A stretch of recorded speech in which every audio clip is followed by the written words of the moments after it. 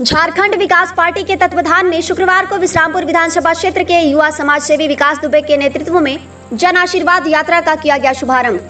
साकेत मिश्रा की रिपोर्ट। गढ़वा युवा समाज सेवी का लगातार जन आशीर्वाद यात्रा जारी। झारखंड विकास पार्टी के केंद्रीय अध्यक्ष सह विश्रामपुर विधानसभा क्षेत्र के युवा समाज सेवी एवं विधायक प्रत्याशी विकास दुबे के नेतृत्व में लगातार जन आशीर्वाद यात्रा का कार्यक्रम जारी है। बता दें कि युवा समाज सेवी अपने सैकड़ों कार्यकर्ताओं के साथ सोमवार को कांडी प्रखंड के गाड़ाकला, बरवाडी, सोनपुरा, बलियारी, जमुआ, अमडीहा, चंद्रपुरा, भिलवा सहित प्रखंड क्षेत्र के कई पंचायत व गांव का दौरा किया। इस जन आशीर्वाद यात्रा के तहत श्री दुबे ने लोगों की समस्याओं से रूबरू हुए। जनसंपर्क के दौरान जब विकास दुबे अमडीहा गांव पहुंचे तो वहां भारी संख्या में उपस्थित लोगों ने विकास दुबे जिंदाबाद का नारा लगाते हुए कहा कि मझियाओं विश्रामपुर विधानसभा विकास मांग रहा है, जो विकास दुबे के बिना संभव नहीं है। वहीं ग्रामीणों की समस्याओं से रूबरू होते हुए श्री दुबे ने दुख प्रकट किया और लोगों को संबोधित करते हुए उन्होंने कहा कि कांडी प्रखंड सहित पूरे विश्रामपुर विधानसभा क्षेत्र में विभिन्न समस्याओं का अंबार लगा हुआ है। उन्होंने कहा कि अब तक जितने भी नेता आए सबके सब यहाँ के भोली भाली जनता को ठगने का काम किया है और ठगते रहे हैं, और इस बात को हम सभी भली भांति और अच्छे तरीके से जानते हैं। यदि विश्रामपुर विधानसभा क्षेत्र में इस बार भी विधायक को नहीं बदला गया तो भ्रष्टाचार चरम सीमा पार कर जाएगा। श्री दुबे ने कहा कि यदि मुझे जनता का आशीर्वाद, प्यार, दुलार मिला तो मैं वादा करता हूं कि विश्रामपुर विधानसभा क्षेत्र के युवाओं के लिए रोजगार, शिक्षा, चिकित्सा, सिंचाई की व्यवस्था सहित सभी मूलभूत सुविधा मुहैया कराऊंगा।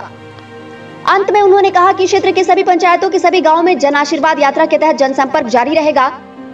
मौके पर पार्टी के केंद्रीय कोषाध्यक्ष विजय कुमार, पार्टी के सदस्य राजेश पांडे, शंभुनाथ पांडे, विजेंद्र मिश्रा, गाजी खान, विष्णु मिश्रा, अभिनव मिश्रा, विकास मिश्रा, बजरंगी राम, रुपेश पांडे, राजेश पांडे, शौकत अली, गुलाम रसूल, इजराइल अंसारी, रमेश पासवान, नंदू पासवान, अनु पासवान, सत्यनारायण मेहता, पुट्टू अंसारी, विवेक पांडे, जेपी सोनी, सुरेश्वर गुरुजी, गोरखनाथ पांडे, मुकेश कुमार, छोटू चंद्रवंशी, नारद गुप्ता सहित सैकड़ों समर्थक व ग्रामीण उपस्थित थे। कार्यक्रम में उपस्थित हमारी माताएं, बहनें, यहाँ उपस्थित हमारे युवा साथी, बड़े बुजुर्ग, गार्जियन, सभी लोगों को धन्यवाद और आभार प्रकट करता हूँ कि आप इस गांव में हमारे कार्यक्रम को इतना सम्मान के साथ आयोजित कराने और सुनने के लिए यहाँ उपस्थित हुए। इस कार्यक्रम का चौथा दिन है। हम सब कांडी पंचायत से इस कार्यक्रम का शुरुआत किए थे और 3 पंचायत घूमने के बाद आज बलियारी पंचायत के सभी गांव टोला में जाके इस पंचायत की स्थिति, परिस्थिति, आपकी परेशानियों को जानने और समझने का प्रयास कर रहे हैं। ये जन आशीर्वाद यात्रा, ये जो कार्यक्रम झारखंड विकास पार्टी के द्वारा रखा गया है, इस कार्यक्रम का उद्देश्य आपका वोट लेना नहीं है। इस कार्यक्रम का उद्देश्य आपको जागरूक करना, आपको सचेत करना कि आज 75 साल देश की आजादी के बाद भी, कई पार्टी, कई नेता का चुनाव करने के बाद भी हमारे छोटे समाज के, हमारे दलित भाइयों के जीवन में आखिर क्यों बदलाव नहीं हुआ। हम तो झारखंड विकास पार्टी के माध्यम से लोगों को यही बताते हैं कि आपको वोट जिसको देना है दीजिए, लेकिन कम से कम अपने जीवन में बदलाव के लिए वोट दीजिए। हमारा समाज जिससे हमारी माताएं, बहनें, बड़े बुजुर्ग पीड़ित और परेशान है, उसमें सुधार के लिए वोट दीजिए। आज हर गांव की यही स्थिति है। जिस गांव में 75 साल के बाद सड़क न बना हो, जिस गांव में 75 साल के बाद आज भी लोग राशन के लिए दर दर भटकते हो, जिस गांव में आज भी लोग सरकारी पेंशन और सरकार द्वारा संचालित योजनाओं में भ्रष्टाचार और घूसखोरी की वजह से लाभ लेने से वंचित और पीड़ित, उस देश और समाज का क्या स्थिति हो सकता है, इसको आकर देखने और समझने की आवश्यकता है। आज हमारे देश का राष्ट्रपति आदिवासी समाज का है। इसके पहले हमारे देश का राष्ट्रपति दलित समाज का था। हमारा राज्य का मुख्यमंत्री आदिवासी समाज का है। हमारे सांसद जो आज तीसरी बार निर्वाचित हुए हैं पलामू से, तीसरी बार हमारे संसदीय क्षेत्र का प्रतिनिधित्व कर रहे हैं और 4 बार से विश्रामपुर का प्रतिनिधित्व कर रहे वर्तमान विधायक ओबीसी समाज के। आज किसी भी पंचायत में चले जाइए, लगभग पंचायत में मुखिया छोटे समाज के, किसी भी ब्लॉक में चले जाइए, आपको जितने अधिकारी कर्मचारी सभी लोग छोटे समाज के, पंचायत सेवक, रोजगार सेवक, कर्मचारी, बीडीओ, सीओ, थाना में भी आप चले जाइए, आपको पता चलेगा कि अधिकांश थाना में आप ही के समाज के लोग बैठे हुए हैं।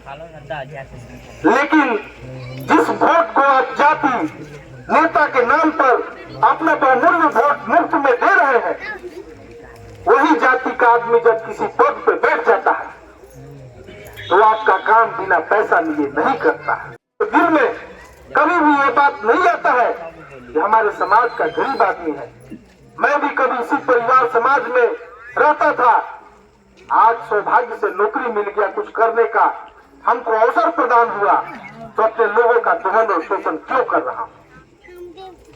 ये सब बात बताने के पीछे इस बात का निष्कर्ष है कि कभी भी जाति के नाम पर वोट देने से, जाति के पार्टी को वोट देने से किसी भी जाति का भला नहीं हो सकता। 4 बार से विधायक रहे हमारे गांव के, जो प्रतिनिधित्व किए थे उनसे भी हमारे समाज का भी यही हाल हो गया।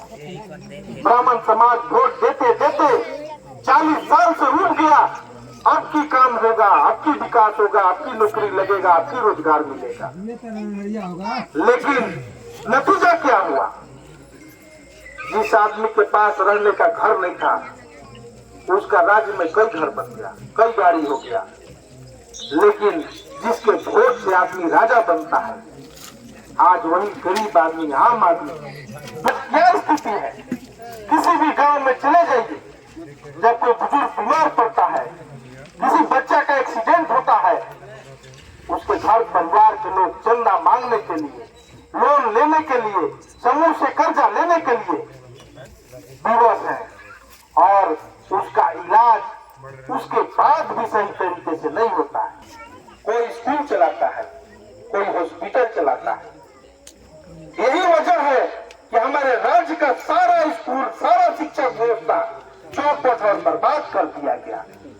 कांडी प्रखंड में जो सरकारी हॉस्पिटल है, उसमें कभी सुनने के लिए मिलता है कि सतबैनी में दवा फेंक दिया गया, कभी डमरसोता में दवा फेंक दिया गया। लेकिन उसी दवा के लिए जब आप उस हॉस्पिटल में जाएंगे तो आपको वहां कोई नहीं मिलेगा। अगर कोई मिल भी गया तो आपके साथ ऐसा व्यवहार करता है जैसे लगता है कि आपने वहां आके गलती कर दिया। आखिर इस व्यवस्था में दोष क्या है? आखिर क्या वजह है कि आज 75 साल के बाद भी आप अपने जीवन के मूलभूत समस्याओं से परेशान और पीड़ित हैं? सरकार में हमारे लोग बैठे हैं, लेकिन व्यवस्था का लाभ हमको नहीं मिल रहा है। आज कई सालों आपके बीच रहने, समझने, राजनीति को जानने के बाद मैंने महसूस किया कि इसके लिए कोई नेता दोषी नहीं है। नेता आपको नहीं ठग रहे हैं। जातियां, सब जाति का अपना पार्टी है, अपना नेता है और वो मर तो मर जाएगा, दुर्दशा को झेल लेगा, भूखे रह जाएगा, बीमारी की वजह से मर जाएगा। लेकिन वोट देने की जब बारी आएगा तो वो अपने जाति और अपने नेता को ही वोट देगा। और वो जाति का नेता इस बात को समझता है कि आपका वोट लेने के लिए हमारा जात का नाम ही काफी। यही दुर्दशा आज आपको इस स्थिति में लाके खड़ा कर दिया। आज 60-70 घर का ये आबादी, हमको लगता है कि रोड कब लगेगा, मरम्मत नहीं हुआ।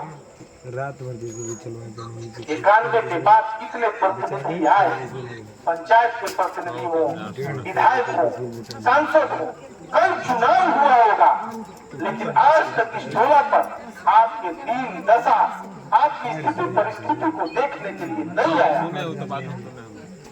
आपके वोट का कीमत आपका शिक्षा होना चाहिए। आपके वोट का कीमत हमारे नौजवानों के लिए रोजगार होना चाहिए। आपके वोट का कीमत हमारे बड़े बुजुर्गों के लिए इलाज होना चाहिए। आपके वोट का कीमत बेहतर सड़क, बेहतर बिजली और रोजी रोजगार का व्यवस्था होना चाहिए। जितने ही गांवों में जाता हूँ, लगभग नौजवान पलायन के लिए मजबूर है। अपने बूढ़े माँ बाप को छोड़ के, पत्नी बाल बच्चों को छोड़ के, राज्य से बाहर 2000-3000 किलोमीटर दूर जाके ट्रेन में भेड़ बकरियों की तरह लग के और एक एक कमरे में 4-4, 5-5 अगर हम पढ़ जाए तो हमारा जीवन सुधर जाएगा। लेकिन आप वोट कभी भी स्कूल में पढ़ाई के लिए नहीं देते, इसलिए आपके स्कूल का पढ़ाई दिनों दिन बदतर होते जा रहा है। आज से 20 साल पहले, 30 साल पहले जब स्कूल में पैसा नहीं था, मास्टर की कमी थी, बिल्डिंग नहीं था, सरकार के द्वारा छात्रवृत्ति नहीं मिलता था, साइकिल नहीं मिलता था, किताब नहीं मिलता था, पोशाक नहीं मिलता था, लेकिन यहाँ के लोगों को पढ़ाई जरूर मिलता था। विश्रामपुर विधानसभा का इलाका जो कभी बुद्धिजीवियों के लिए, बड़े बड़े पोस्ट पर जाने वाले लोगों के लिए जाना जाता था, खेती के लिए प्रसिद्ध था, लोग समृद्ध थे, दूर दराज से रिश्ता आता था, शादी होता था। आज यहाँ के लोग बेबस और लाचार महसूस कर रहे हैं। जब बड़े बुजुर्ग बूढ़ों को देखता हूँ कि छोटे मोटे चीज के लिए, छोटा मोटा बीमारी के लिए लाचार और बेबस महसूस करता हूँ। आज किसी की लड़की का शादी हो तो उसके माँ बाप चंदा मांगने के लिए विवश और लाचार हो जाते हैं। उनके पास जमीन भी नहीं है कि जमीन बेच के अपने बच्ची का शादी कर सके। अगर किसी परिवार में 4 लड़के हो गए तो उस 4 लड़कों को रहने का जगह नहीं है। वही 2 कमरे के घर में पूरा परिवार अपना जीवन बिता। अपने वोट का कीमत पता नहीं है, इसलिए नेता आते हैं और आपको ठगते हैं और आप ठगाते हैं। अगर नेता आपको ठगते तो 1 बार 2 बार में आप जीत जाते, लेकिन 40 साल से लगातार आप ठगे जा रहे हैं। लेकिन आपको इस बात का चिंता नहीं है, क्योंकि आपको इसी जीवन में, इसी आदत में जीने का आपको आदत हो गया है।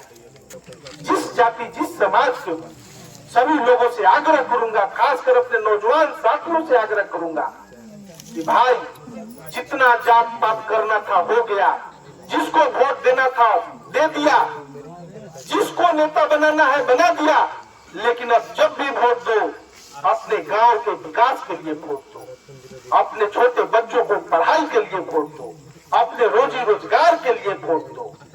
आपसे जो भी वोट मांगने आए उससे सवाल करो कि जब हम परेशानी में थे, जब हमारे घर में कोई बीमार पड़ा था, जब हमारे घर में कोई मर गया था, जब हम दुख की घड़ी में थे, हमको पढ़ाई करने का कोई साधन उपाय नहीं था, आप कहाँ थे? आज गांव-गांव में जाइए, सरकारी स्कूल का क्या दुर्दशा है। देखते हैं गांव में स्कूल के दीवार पर कोई चिपरी पाथ दिया है, कोई घर में सामान रख दिया है। ऐसा हाल अगर विद्यालय का होगा तो आपको विद्या कहाँ से मिलेगा? अगर आप चाहते हैं कि आपके जीवन में बदलाव हो, सारी परेशानियों को भूल के आप अपने आदर्श जिसको मानते हैं, बाबा साहेब अम्बेडकर के बातों को सुने और समझे। सिर्फ जय भीम करने से आपके जीवन में कोई बदलाव नहीं होगा। बाबा साहेब बोले थे कम खाओ लेकिन शिक्षित बनो, लेकिन आपने उनके विचारों को त्याग दिया। सिर्फ जय भीम करते हुए नीला गमछा ओढ़ के और राजनीति करने लगे। बाबा साहेब के नाम पर और बाबा साहेब को आगे करके उनका फोटो लगा के देश में कितनी पार्टियां बनी। पिछले चुनाव में जिस भाजपा को आप सबों ने वोट दिया था, उसका कैंडिडेट राजन मेहता जाके भाजपा से पैसा देके टिकट लेके आ गया। जो आदमी पैसा से आपके वोट को खरीद लिया और जो पार्टी आप पैसा से आपके वोट को बेच दिया, वो आपके लिए कितना हित का बात सोचेगा, ये विचारणीय प्रश्न है। लेकिन इस बात का चर्चा आप अपने समाज में, परिवार में नहीं करते हैं। इसी बात की कमी। बाबा साहेब अपने जीवन में कभी कोई चुनाव नहीं जीते। अगर कोई पढ़ा लिखा युवा होगा तो इस बात को जानता होगा। क्यों नहीं जीते? विद्वान आदमी थे, उनके पास पैसा था, साधन था। वो भी चाहते तो आज के समय में जैसा रणनीति होता है और सिद्धांत से समझौता करके वो भी चुनाव जीत जाते। लेकिन वो चुनाव हारना पसंद किए, लेकिन गलत चीजों को अपना के सिद्धांत से समझौता करके चुनाव जीतना कभी नहीं पसंद किए। लेकिन आप उसी पार्टी को वोट देते हैं जो बाबा साहब का तो फोटो लगाता है, लेकिन उनके विचारों और सिद्धांतों से उसका कोई तालमेल नहीं है। हमारी बहन जी जिनको मायावती जी के नाम से जाना जाता है, लेकिन वही नेता जब आपका वोट ले लेता है, चुनाव भले हार जाए, लेकिन आपके दिक्कत परेशानी में कभी भी आके आपसे मिलता नहीं, आपके लिए संघर्ष नहीं करता। विश्रामपुर विधानसभा की इस कांडी प्रखंड का स्थिति बद से बदतर इसलिए हो गया कि आपके हक के लिए कोई बोलने वाला नहीं है। किसी पार्टी को आपके लिए खड़ा होने का जरूरत नहीं है।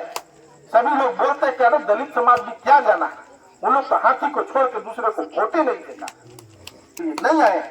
हम तो वोट मांगने के लिए ब्राह्मण समाज के पास भी नहीं जाते हैं। हम कहते हैं कि जिसको वोट देना हो दीजिए, आपके वोट से मेरे जीवन में कोई प्रभाव नहीं पड़ने वाला है, क्योंकि मैं पैसा कमाने के लिए राजनीति करने नहीं आया हूँ।